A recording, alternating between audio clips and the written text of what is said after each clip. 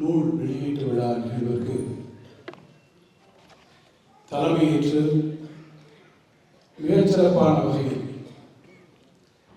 இந்த துணைக்கண்டத்திலே கம்யூனிஸ்ட் இயக்கத்தினுடைய வரலாறு, கம்யூனிஸ்டினுடைய தியாகம், அவர்கள் கடந்து வந்திருக்கக்கூடிய பாதை, நெறிமுறைகள், நமக்கு எதிரே இருக்கக்கூடிய சவால்கள், இவற்றையெல்லாம் பலவாறு விளக்கி உரை நிகழ்த்தி அமைந்திருக்கக்கூடிய இந்திய கம்யூனிஸ்ட் கட்சியினுடைய தேசிய பொதுச் செயலாளர், நம் அனைவருடைய பேரன்பிற்கும் மதிப்பிற்குரிய தோழர் டி ராஜா அவர்களே, தொடக்கத்தில் அனைவரையும் அன்போடு வரவேற்று மகிழ்ந்திருக்கக்கூடிய நியூ செஞ்சுரி புத்தக நிறுவனத்துடைய தலைவர், என்னுடைய பேரன்பிற்குரிய அருமை தோழர் திருமதி ஸ்டாலின் குணசேகரன் அவர்களே, வாழ்த்துறை வழங்குவதற்கு வருகை தந்திருக்கக்கூடியவர்கள், அதற்கு முன்பாக இந்த தொகுதிகளை தங்களுடைய திருக்கரங்களாலே பெற்றுக்கொண்டு நிகழ்ச்சிக்கு பெருமை சேர்த்திருக்கக்கூடிய நம்முடைய குன்றக்குடி ஆதீனத்தினுடைய தலைவர் திரு குன்றக்குடி பொன்னம்பல அடிகளார் பெருமானவர்களே, இரண்டாம் தொகுதியை பெற்றுக்கொண்டு சிறப்பித்திருக்கக்கூடிய வள்ளுவர் மறைக்கு அறிவியல் பூர்வமான உரை எழுதி இன்றைக்கு சிறப்பித்து தந்திருக்கக்கூடிய நம்முடைய கவி பேரரசு அறுவையிடன் வைரமுத்தவர்களே, வாழ்த்துறை வழங்க இருக்கக்கூடிய இந்திய கம்யூனிஸ்ட் கட்சியினுடைய மாநில செயலாளர் இதற்குரிய தோழர் முத்தரசன் அவர்களே, மார்க்சிஸ்ட் கம்யூனிஸ்ட் கட்சியினுடைய மாநில செயலாளர் இதற்குரிய தோழர் சண்முகம் அவர்களே, நன்றி உரை இருக்கக்கூடிய நியூ செஞ்சுரி புத்தக நிறுவனத்தினுடைய மதிப்பிற்குரிய சந்தானம் அவர்களே, இங்கே வருகை தந்து சிறப்பித்திருக்கக்கூடிய மரியாதைக்குரிய ஐயா பேராசிரியர் காதல் வைத்தியன் அவர்கள், மரியாதைக்குரிய தோழர் பாலகிருஷ்ணன் அவர்கள், மதிப்பிற்குரிய நான் செல்வப்பிள்ளை அவர்கள், மதிப்பிற்குரிய மூத்த தலைவர் கே ரிகராஜன் அவர்கள் உள்ளிட்ட இங்கே வருகை இருக்கக்கூடிய பல்வேறு அரசியல் கட்சிகளுடைய தலைவர்கள் அவர்களே, குறிப்பாகவும் சிறப்பாகவும் நிகழ்ச்சியை கலந்து கொண்டிருக்கக்கூடிய தமிழ்நாடு மட்டுமல்ல, புதுச்சேரியிலிருந்தும் பல்வேறு மாநிலங்களிலிருந்தும் வருகை இருந்து நிகழ்ச்சியை சிறப்பித்திருக்கக்கூடிய இந்திய கம்யூனிஸ்ட் இயக்கத்தினுடைய என்னுடைய அன்பார்ந்த வணக்கத்திற்குரிய தோழர்களே, நான் என்னுடைய முதற்கண் வணக்கத்தை தெரிவிக்க விரும்புகிறேன். இந்த நிகழ்வில் அனைவரும் குறிப்பிட்டு சொன்னதைப் போல நம்முடைய மாண்புமிகு தமிழ்நாடு முதலமைச்சர் ஆர்வேரன் தளபதி அவர்கள் கலந்து கொண்டு இந்த நூலினை வெளியிடுவதில் மிகுந்த ஆர்வமாக இருந்தார்கள். அவருடைய உடல்நிலையில் ஏற்பட்ட நலக்குறைவின் காரணமாக மருத்துவமனையிலிருந்து நேற்றைய தினம் அவர்கள் வீடு திரும்பிய நிலையில் மருத்துவர்களுடைய அறிவுரையினுடைய அடிப்படையில் அவர் இந்த நிகழ்விலே கலந்து கொள்ள முடியாத ஒரு சூழலில் அவருடைய சார்பில் அவர் ஆற்றிருக்கக்கூடிய பணியை அவருடைய அறிவுரையின்படி, அவருடைய கட்டளையின்படி நிறைவேற்றக்கூடியவனாக நான் உங்கள் முன்னால் நின்று கொண்டிருக்கிறேன். காமராசர் அரங்கம் இன்றைக்கு நிரம்பி ஒழிகிறது. நான் இங்கிருந்து பார்க்கின்ற போது எங்கெங்கே காணிடும் சக்திகளா என்ற வரிகளுக்கு ஒப்ப அந்த சக்திகளுக்கு உந்துவேகமாக இருக்கக்கூடிய அளவில் என் கண்களுக்கு இங்கிருந்து பார்க்கின்ற இடமெல்லாம் சிவப்பு துண்டுகளாக பரிணமித்திருக்கிறது.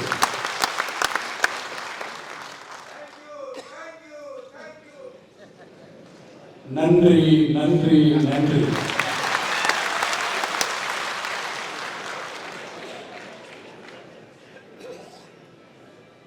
காமராசர் அரங்கம் என்றால் இங்கே தோழர் ராஜா அவர்கள் குறிப்பிடுகிற போது சொன்னார்கள்,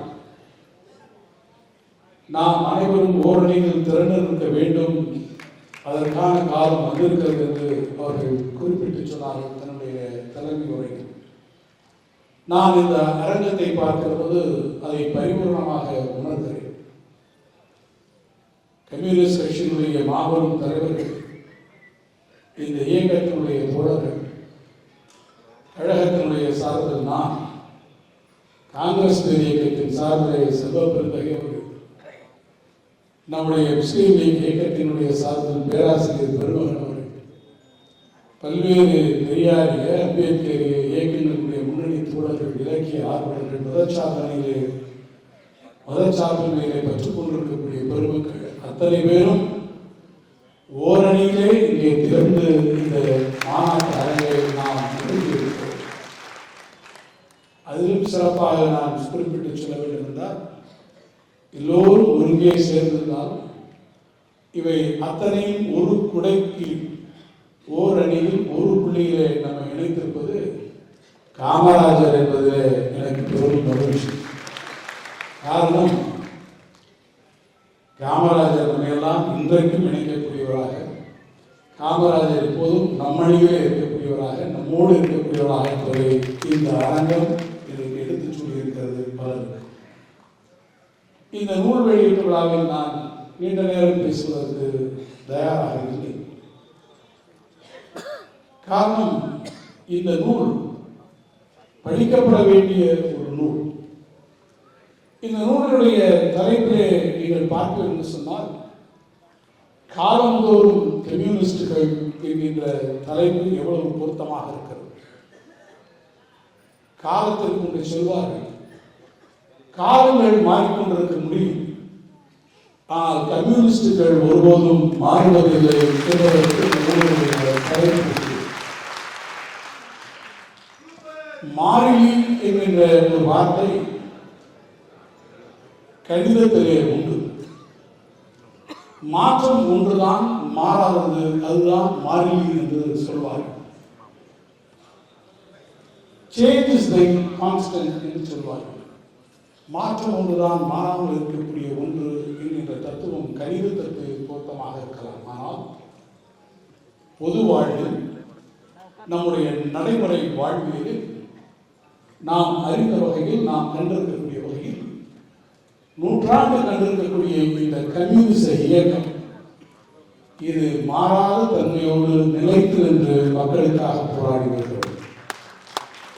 Communism is constant. Communists are constant.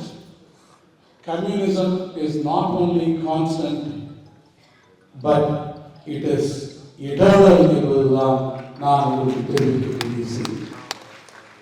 Communism என்பது மாறிலி மட்டுமல்ல, கம்யூனிசம் என்பது ஒரு முடிவெளியாகவும் இருக்கிறது என்பதுதான் நான் புரிந்து கொள்கிறேன். காரணம், சாதாரண மக்களுக்காக, அடிப்படை மக்களுக்காக, உழைக்கும் வர்க்கத்திற்காக உருவாக்கப்பட்டிருக்கக்கூடிய இயக்கம். அதனுடைய தேவைகள் என்றைக்கும் தீர்ந்து போவதில்லை. அதனுடைய குரல் என்றென்றைக்கும் இந்த பூமி பந்திலே ஒலித்துக் கொண்டிருக்கக்கூடிய தேவைகள் இருந்து கொண்டே இருக்கிறது. நான் இன்னும் ஒருபடி மேலே போய் சொல்ல வேண்டும் என்றால், இந்த நூலிலே ஒரு இடத்திலே குறிப்பிட்டு சொல்லியிருப்பதை போல தோழர் முத்தரசன் அவர்கள் ஒரு அருமையான முன்னுரையை எழுதியிருக்கிறார்கள். தமிழ் இலக்கியத்தை படித்தவர்கள் ஒன்றை சொல்வார்கள், பாயிரம் அல்லது பனுவல் அன்று என்று சொல்வார்கள். அந்த பாயிரம் என்கின்ற வார்த்தைக்கு ஒரு முன்னுரை என்கிறதை எடுத்துக்கொண்டால், இந்த நூலுக்கு ஒரு மிகச்சிறப்பான முன்னுரையை நம்முடைய தோழர் மாநில செயலாளர் முத்தரசன் அவர்கள் வழங்கியிருக்கிறார். இடத்திலே எழுதுகிறார், சுயராஜ்யம் நமக்கு கிடைத்திருக்கலாம், ஆனால் சுவராஜ்யம் நமக்கு கிடைத்திருக்கிறதா என்றால் அது இன்னமும் கேள்விக்குறியாக இருக்கிறது. அந்த சுவராஜ்யம் நமக்கு கிடைத்தே தீர வேண்டும் என்பதற்காகத்தான் ஆயிரம் கம்யூனிஸ்ட் இயக்கத்தினுடைய தோழர்கள் தங்களுடைய இன்னுயிரை தியாகம் செய்திருக்கிறார்கள், தங்களுடைய நல வாழ்க்கையை தியாகம் செய்திருக்கிறார்கள், தங்களுடைய சொந்த வாழ்க்கையிலே பல்வேறு துயரங்களை அனுபவித்திருக்கிறார்கள், தங்கள் உயிரை இழந்திருக்கிறார்கள். இந்த நூலில் 100 பேர் இன்றைக்கு எடுத்துக்கொண்டு தலைவராக இருந்தவர்கள், சிங்காரவேலரை துவங்கி மதுரை மணவாளன் மாறி வரை அவர்கள் தொட்டு 100 பேருடைய இந்த தியாக வரலாற்றை தொட்டு காட்டி மிக சிறப்பாக நியூசிச்சு புத்தக நிறுவனம் ஜீவபாரதி அவர்கள் இதை உருவாக்கி தந்திருக்கிறார்கள். அவர் இருவருக்கும் நம்முடைய நன்றி கடப்பார்கள் என்றைக்குமே இருக்கிறது. காரணம் இது ஒரு ரெடி ரெக்கார்டு. அவருடைய தியாக வாழ்க்கையை நீங்கள் அறிந்து கொள்ள வேண்டும் என்றால் உடனடியாக பார்த்து நாம் அதை அறிந்து கொள்ள முடியும். நமக்கு முன்னே எத்தனை பேர் இருந்திருக்கிறார்கள் என்பதை நாம் அறிந்து கொள்கிற போதுதான் நாம் முன்னேறி செல்ல வேண்டிய இந்த பாதையினுடைய கோடுகள் நமக்கு தீர்மானமாக தெரிகிறது. மகாத்மா காந்தி அவர்கள் மறைவுற்ற போது ஐன்ஸ்டீன் சொன்னார், இப்படி ஒரு மனிதர் நம்மிடத்தில் வாழ்ந்தார் என்பதை நமக்கு பின்னாலே வரக்கூடியவர்கள் நம்பவும் மறுப்பார்கள் என்று அவர் குறிப்பிட்டு சொன்னார். இந்த புத்தகத்தை நான் புரட்டி பார்க்கிற போதுதான் இப்படிப்பட்ட மனிதர்கள் வாழ்ந்திருக்கக்கூடிய இந்த சமூகத்தில் நாம் வாழ்ந்திருக்கிறோம் என்கின்ற இந்த பெருமையை நான் பெற்றிருக்கிறேன். அதில் பலரை நான் பார்க்கிறேன். சிலரோடு நாம் சமகாலத்தில் இருந்திருக்கிறோம். இன்றைக்கும் நமக்கு வழிகாட்டியாக இருக்கக்கூடிய மரியாதைக்குரிய ஐயா ஆரம்பிக்க போன்றவர்கள், ஐயா சங்கரையா போன்றவர்கள், அவர்கள் வாழ்ந்த காலத்தில் நாம் வாழ்ந்திருக்கிறோம் என்ற பெருமையை நாம் பெற்றிருக்கிறோம். இன்னும் பலரை இந்த நூல்கள் வாயிலாக நாம் அறிந்திருக்கிறோம். அவர்கள் வாழ்ந்த வாழ்வை பார்க்கிற போது கலைஞர் அவர்கள் அடிக்கடி ஒன்றை சொல்வார்கள். எப்படி ஒரு தென்னை மரத்தை நாம் பார்க்கிற போது அந்த தென்னை மரத்தில் இருக்கக்கூடிய மட்டைகளெல்லாம் ஒன்றொன்றாக விழுந்து வந்தாலும் கூட அந்த தழும்புகள் அந்த தென்னை மரத்தில் அப்படியே இருந்து தனக்கு பின்னாலே வருகிறவர்கள் அந்த தழும்புகளிலே தொட்டுதான் மேலே ஏற வேண்டிய நிலையை அது உருவாக்குவதை போல அவர்கள் வாழ்ந்த வாழ்க்கை, அவர்கள் தந்த தியாகம், அவர்கள் செய்திருக்கக்கூடிய அளப்பரிய செயல்கள் என்றைக்கும் மாறாமல் இருந்து அது நம்ம எல்லாம் வழிநடத்தக்கூடிய ஒரு ஆவணமாக விளங்குகிறது. நான் ஒன்றை மட்டும் சொல்லி இந்த உரையை நான் நிறைவு செய்ய விரும்புகிறேன். எத்தனையோ பேருடைய வரலாற்றுகளை நான் இதை படித்து வருகிற போது பல வரலாறுகள் நிஜத்தை தொட்டவைகளாக அமைந்திருக்கிறது. அப்படிப்பட்டவர்களாம் பார்க்க முடியாது. ஜாம்பவனுடைய சிவராமனை சுட்டுக் கொள்வதற்காக பார்க்கிறார். அவரை நைச்சியமாக நயமஞ்சமாக நீ இளைஞனாக இருக்கிறாய், துரோகத்தால் காட்டிக் கொடுக்கப்படுகிறார். வரலாற்றினுடைய பக்கங்களிலே துரோகங்கள் மணிந்து கொண்டிருக்கிறோம். மேஜாபர்கள் எல்லாம் ஒவ்வொரு காலகட்டத்திலையும் உருவாகி கொண்டுதான் வருவார். அப்படி வருகிற போது அந்த துரோகத்தால் காட்டிக் கொடுக்கக்கூடிய இடத்தை சொல்கிறார்கள், நீ இளைஞனாக இருக்கிறாய், எனவே இங்கிருந்து நீ சென்று விடு என்று சொல்கிற போது கம்யூனிஸ்டுகளுக்கே உரிய அந்த நெஞ்சுறுதியோடு ஒரு திருப்பி சொல்கிறார், நான் திரும்பி சென்றால் என்னுடைய முதுகிலே நீங்கள் சுட்டு விடுவதற்கு நீங்கள் தயாராக இருக்கிறீர்கள். எனவே நீங்கள் சுட்டு விடுவதற்கு தயாராக இருந்தால் இந்த நெஞ்சிலே நான் தயாராக இருக்கக்கூடிய ஒரு மாவீரனாக நான் அவரை கண்டேன். இங்கே பேசுகிற போது ஒன்று சொன்னார், செங்கோடி ஏந்திய சிகப்பி எப்படி மகளிர் தியாகத்திற்கு அவர் எப்படி மிகச் சிறப்பான உதாரணமாக இருக்கிறார் என்பதை தோழர் ராஜா அவர்கள் சுட்டிக்காட்டினார். நான் இந்த நூலினுடைய முன்னுரையும் சரி, அல்லது நூலில் சில பக்கங்களை நான் படித்து வருகிற போதும் சரி, தோழர் மணலி கந்தசாமி அவருடைய வாழ்க்கையை, அவருடைய தியாகத்தை நான் படிக்கிற போது நான் உறைந்து போனேன் என்று சொன்னால் அது மிகையாக. திராவிட முன்னேற்ற கழகத்திலே இணைத்துக் கொண்டிருக்கக்கூடியவர்கள் அவரை பற்றி நாங்கள் பேசுகிற போதெல்லாம் கலைஞர் அவர்களை சொன்னதை நாங்கள் அடிக்கடி சொல்லுவோம். 1971 அனுபவ உரிமையாளர்களுக்கு அந்த சட்டத்தை, அவர்களுக்கான நில உரிமை சட்டத்தை கலைஞர்கள் கொண்டு வந்து 1,75,000 பேருக்கு அதை கொடுத்த போது ஆயிரக்கணக்கான பேர் ரத்தம் சிந்தி முடிக்க முடியாத ஒரு காரியத்தை கலைஞர் அவர்கள் ஒரு துளி மை பேனாமையினால் சாதித்து விட்டார் என்று மணலியார் சொன்னதை பெருமையோடு கலைஞர் அவர்கள் சொல்வதை நாங்கள் கேட்டிருக்கிறோம். அந்த வகையிலே அறிமுகமானவருடைய வாழ்க்கை வரலாற்றை நான் பார்க்கிற போது நம்முடைய மதிப்பிற்குரிய மாநில முத்தரசன் அவர்கள் அதை அவருடைய முன்னுரையிலும் கூட குறிப்பிட்டு எழுதியிருக்கிறார். அவர் தலைமறைவாக இருந்த காலகட்டத்தில் அவருக்கு அடைக்கலம் கொடுத்ததாக சொல்லி அவருக்கு வழக்கு வருகிறது நீதிமன்றத்திலே. அப்போது அவருடைய துணைவியாரை பார்த்து சற்று மறக்கமில்லாத வகையிலே அன்றைக்கு இருக்கக்கூடிய நீதிமன்றம் மிகச் சங்கடமான ஒரு கேள்வியை கேட்கிறது. யாரும் மனித குலத்திலே எதிர்பாராத ஒரு கேள்வியை கேட்கிறார்கள். மகளிர் குலம், பெண் இனம் உயிரை கொடுத்து விடுவதற்கு தயாராக இருக்க முடியும். ஆனால் எல்லோரும் கூடி இருக்கக்கூடிய ஒரு அவையில் தன்னுடைய மானத்திற்கான கேள்வியை கேள்விக்குறியாக எழுப்புகிற போது அதை விட்டுக் கொடுப்பது என்பது எவ்வளவு பெரிய காரியம் என்பதை நீங்கள் நினைத்து பார்க்க வேண்டும். ஆனால் அந்த வீர பெண்மணி ஒன்றை ஆங்கிலத்திலே சொல்வார்கள், when wealth is lost, nothing is lost. When health is lost, something is lost. When character is lost, everything is lost என்று சொல்வார். உங்களுக்கு செல்வம் இழந்தால் நீங்கள் எதையும் இழக்கவில்லை. உடல் நலத்தில் குறைபாடுகள் வந்தால் உடல் நலத்தை இழந்திருக்கின்றால் நீங்கள் சிறிதளவு இழக்கிறீர்கள். ஆனால் உங்களுடைய மானம் இழக்கிறது என்று சொன்னால் நீங்கள் எல்லாவற்றையும் இழக்கிறீர்கள் என்று ஒரு பொதுச்சபை நீதிமன்றம் அதில் அவருடைய வாழ்வு நெறி, வாழ்க்கை நெறி, அவருடைய மானம் அது மிக கொடூரமான வகையிலே அன்றைய சூழ்நிலையிலே அத்தனை பேருக்கு முன்னாலே கேள்விக்குறியாக்கப்பட நிலையில் யாராக இருந்தாலும் அதை இழந்து விட முடியாத நிலையில் கூனி குறுகி கூட போகக்கூடாமல் தைரியமாக எழுந்து நின்று என்னை விட, என்னுடைய சுய கௌரவத்தை விட, நான் உயிரென காக்கக்கூடிய என்னுடைய மானத்தை விட இந்த இயக்கம் மேலானது, கம்யூனிஸ்ட் இயக்கம் மேலானது.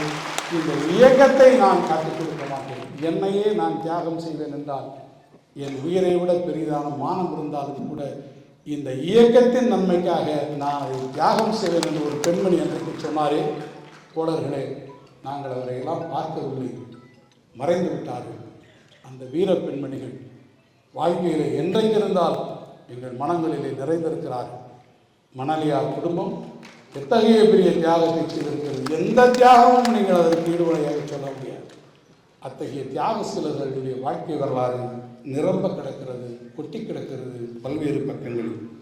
அந்த தியாக சீலர்களுக்கெல்லாம் நான் உங்கள் சார்பிலே, என்னுடைய சார்பிலே இந்த அவையில் நியாயமாக வந்து உங்களிடத்திலே உரையாற்றிருக்க வேண்டிய நம்முடைய மாண்புமிகு முதலமைச்சர்கள் சார்பில் என்னுடைய நெஞ்சார்ந்த செம்மார்ந்த வீர வணக்கத்தை நான் வணங்கி தெரிவித்து, மாண்புமிகு முதலமைச்சர் அவர்கள் தன்னுடைய வாழ்த்துச் செய்தியினை இங்கே அனுப்பியிருக்கிறார்கள். அந்த வாழ்த்துச் செய்தியினை நான் இங்கே உங்கள் முன்னால் வாசித்தளித்து என் உரையை நிறைவு செய்ய விரும்புகிறேன். வாழ்த்து. மு.க. ஸ்டாலின், தமிழ்நாடு முதலமைச்சர். கவிஞர் திரு ஜீவபாரதி அவர்கள் எழுதியுள்ள காலங்கள் தோறும் கம்யூனிஸ்டுகள் என்ற நூலின் வெளியீட்டு விழாவில் பங்கேற்க வேண்டும் என்று தோழர் திரு முத்தரசன் அவர்கள் தேதி கேட்டபோது தங்களுக்கு இல்லாத தேதியா என்று கூறி உடனடியாக நிகழ்ச்சிக்கு வர ஒப்புதல் அளித்தேன். ஆனால் மருத்துவர்களின் அறிவுறுத்தலின்படி சிறப்பான இந்த நிகழ்ச்சியில் பங்கெடுக்க இயலவில்லை என்பது எனக்கு வருத்தம் அளிக்கிறது. பொது உடைமை கருத்தியல் என்பது மாநிலத்திற்கான மறுக்க முடியாத கருத்தியல் விளிம்பியும் என்பதோடு நமது மண்ணுக்கும் மக்களுக்கும் அதன் தேவை மிகவும் இன்றியமையாத ஒன்றாக திகழ்கிறது. அதை உணர்ந்ததால் தான் முத்தமிழறிஞர் கலைஞரின் எழுத்திலும் அரசியல் அணுகுமுறைகளில் அதன் சுவடுகள் அழுத்தமாகவே பதிந்திருந்தன. அந்த உணர்வோடு தான் தந்தை பெரியாரையும் பேரறிஞர் அண்ணாவையும் சந்திக்காமல் போயிருந்தால் நானும் ஒரு கம்யூனிஸ்டாகத்தான் இருந்திருக்கிறேன் அவர் அடிக்கடி கூறினார். அது வெறும் அலங்கார கூச்சல் என்பதற்கான சான்றுதான் 1956ஆம் ஆண்டு நங்கவரத்தில் அவர் நடத்திய போராட்டமும் அதற்கு மக்கள் மத்தியில் கிடைத்த அமோக ஆதரவு. அதே உணர்வோடுதான் பின்னாடி முதலமைச்சராக பதவியேற்ற போது உழுபவருக்கே நிலம் சொந்தம், நில உச்சவரம்பு சட்டங்களை அவர் நடைமுறைப்படுத்தினார். பொது உடைமை கருத்தை வெறும் அரசியலாக மட்டுமின்றி மக்களின் வாழ்க்கையிலேயே மேம்படுத்துவதற்கான கருவியாக சட்டத்தின் கூறுகளாக மாற்றி செயல்படுத்துவதுதான் அவரது ஆட்சி முறையாகவே இருந்தது. குடிசை மாற்று வாரியம், கைரிக்ஷா ஒழிப்பு உள்ளிட்ட முத்தமிழறிஞர் கலைஞர் தலைமையிலான அரசால் கொண்டு வரப்பட்ட திட்டங்கள் எல்லாம் பொது உடைமை சிந்தனையின் செயல் வடிவங்களில் அவரது வழியில் தான் திராவிட மாடல் அரசு தவறாமல் பயணித்து வருகிறது.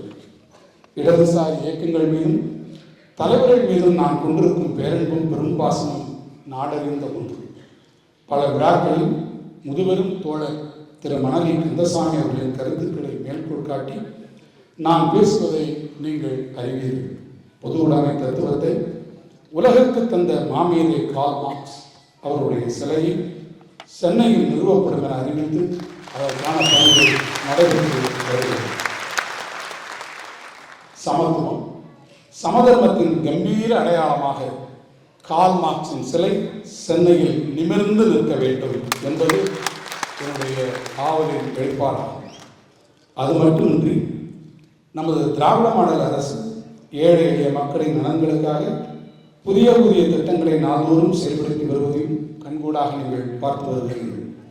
விடியல் பயண திட்டம், கலைஞர் மகளிர் உரிமை திட்டம் தொடங்கி முதலமைச்சரின் காலை உணவு திட்டம், புதுமைப்பெண் திட்டம், தமிழ் புதல்வன் திட்டம் உட்பட சமூகத்தின் ஒருங்கிணைந்த வளர்ச்சியை உறுதி செய்யும் வகையில் எல்லாருக்கும் எல்லாம் என்ற பொது உடைமை கருத்தியலை நடைமுறை வாழ்வியலாக மாற்றுவதற்கான அத்தனை முயற்சிகளையும் திராவிட மாடல் அரசு எடுத்து வருகிறது என்பதில் எனக்கு பெருமிதம் உண்டு.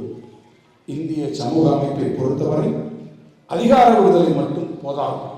வர்க்க விடுதலையும் சமூக விடுதலையும் இணைந்ததாக இருந்தால்தான் அது முழுமையானதாக இருக்கும் என்ற அன்றைய பொது உடைமை தலைவர்களின் கருத்தும் சமூக நீதி இயக்கமாக வெளிவந்த திராவிட இயக்க முன்னோடிகளின் சிந்தனையும் எத்தனை தீர்க்கமானது என்பதை இன்று வரை அனுபவ ரீதியாக நாம் உணர்ந்து வருகிறோம். அதனால்தான் பொது உடைமை இயக்கமும் திராவிட இயக்கமும் இந்த இருவரும் விடுதலைக்காக இரட்டை குழல் துப்பாக்கிகளாக இன்று வரை இயங்கி வருவதை நாம் அறிவோம். இத்தகைய ஆழமான வரலாற்று உண்மையை இந்திய கம்யூனிஸ்ட் கட்சியின் முன்னெடுப்புடன் கவிஞர் திரு ஜீவபாரதி அவர்கள் வெளித்துறை நூல் இந்த மண்ணின் சிந்தனையை சிவப்பாக்கிய தென்னிந்தியாவின் முதல் கம்யூனிஸ்ட் தோழர் சிங்காரவேலர் முதல் மேடை தமிழுக்கு மேன்மை சேர்த்த தா பாண்டியன் வரையிலான 100 கம்யூனிஸ்ட் தலைவர்களின் வாழ்க்கை குறிப்புகளை 2 பாகங்களாக இன்றைய தலைமுறைக்கு எடுத்து இயம்புகிறது. தோழர்கள் சங்கரையா, நல்லகன்று போன்ற இன்றைய தலைமுறையினை பார்த்து வியந்த தலைவர்கள் முதல் தோழர்கள் பி சீனிவாசராவ், பி ராமமூர்த்தி, கல்யாணசுந்தரம், பாலகண்டாயுதன், மணலி கந்தசாமி போன்ற பிரபலமான முந்தைய தலைவர்களின் வரலாறு கம்யூனிஸ்ட் தோழர்கள் மட்டுமே அறிந்த இயக்கத்தில் வேரில் ரத்தம் செறிந்து செவ்வியக்கம் வளர்த்த செம்மர்கள் பலரின் தியாக வாழ்வின் சிறப்பு இந்த நூலில் பதிவு செய்யப்பட்டுள்ளது. இந்த நூல் பொது உடைமை இயக்கத்திற்கு மட்டுமின்றி பொது சமூகத்திற்கும் வழிகாட்டக்கூடிய மிகப்பெரிய ஆவணமாக இருக்கும் என்பது ஐயமில்லை. இந்த தருணத்தில் இந்த நூலில் இடம்பெற்றுள்ள பொது உடைமை இயக்கம் குறித்த கருத்துக்களையும் கம்யூனிஸ்ட் தலைவர்களின் தியாகமிகு வாழ்வு குறித்த தகவல்களையும் இளைய தலைமுறையினரும் அறிந்திடும் வகையில் சமூக ஊடகங்கள் மூலம் பரப்பிட ஆவண செய்ய வேண்டும் என்று கம்யூனிஸ்ட் இயக்க தோழர்களை அன்போடு கேட்டுக்கொள்கிறேன். இந்த நூலை உருவாக்க வழிவகுத்த இந்திய கம்யூனிஸ்ட் கட்சியின் மாநில செயலாளர் தோழர் திரு முத்தரசன் அவர்களுக்கும் கடுமையாக உழைத்து தகவல்களை பதிவு செய்திருக்கும் கவிஞர் திரு ஜீவபாரதி அவர்களுக்கும் அவருக்கு உதவிய மற்ற தோழர்களுக்கும் எனது பாராட்டுகளை தெரிவித்துக் கொள்கிறேன். காலந்தோறும் கம்யூனிஸ்ட் பல்கலை வெளியீட்டு விழா சிறக்கவும் அனைவரின் சிந்தனைக்கு விருந்தாக சென்று சேரவும் எனது உளமார்ந்த வாழ்த்துக்கள். இப்படிக்கு முக ஸ்டாலின்.